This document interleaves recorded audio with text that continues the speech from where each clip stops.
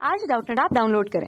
Doubtnut पर अपने सभी गणित, रसायन विज्ञान, भौतिक विज्ञान और जीव विज्ञान के डाउट्स का करो सफाया। बस प्रश्न की फोटो खींचो, एक ही प्रश्न को क्रॉप करो और तुरंत वीडियो सोल्यूशन पाओ। अभी डाउनलोड करें। क्वेश्चन हमारे पास है कि गोले की स्पर्श रेखा के परितः द्रव्यमान m और त्रिज्या कैपिटल R के किसी ठोस गोले का जड़त्वाघूर्ण कितना होगा। तो हमें ऑप्शन पे दिए हुए मान 2/5 mr², 6/5 mr², 4/5 mr² या 7/5 mr² के रूप में।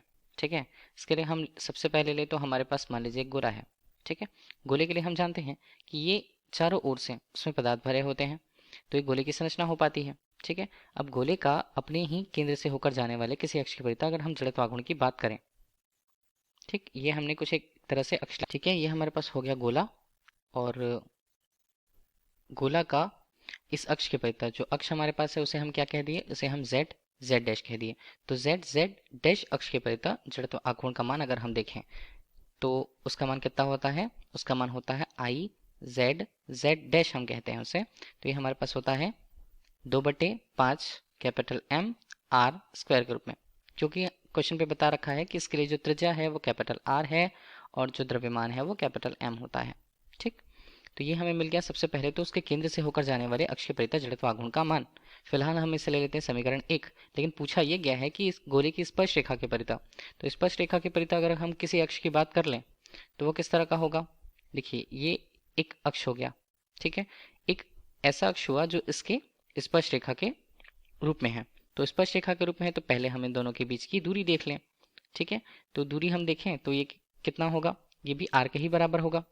अब देखिए, दोनों अक्ष जो हैं वो समानांतर हैं, इसलिए हम यहाँ पर उपयोग करने वाले हैं समानांतर अक्ष प्रमेय का।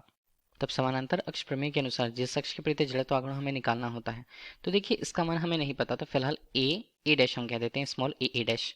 तो हमें इसी अक्ष के परितः जड़त्वाघूर्ण का मान निकालना है उस गोले के लिए। ठीक, तो उसे हम i a डैश हम कहते हैं। इसका मान कितना होगा, इसका मान होगा जो उसके केंद्र से होकर जाने वाले अक्ष के परितः जड़त्वाघूर्ण के मान प्लस जो द्रव्यमान है पिंड का वो कैपिटल M हमने ले लिया।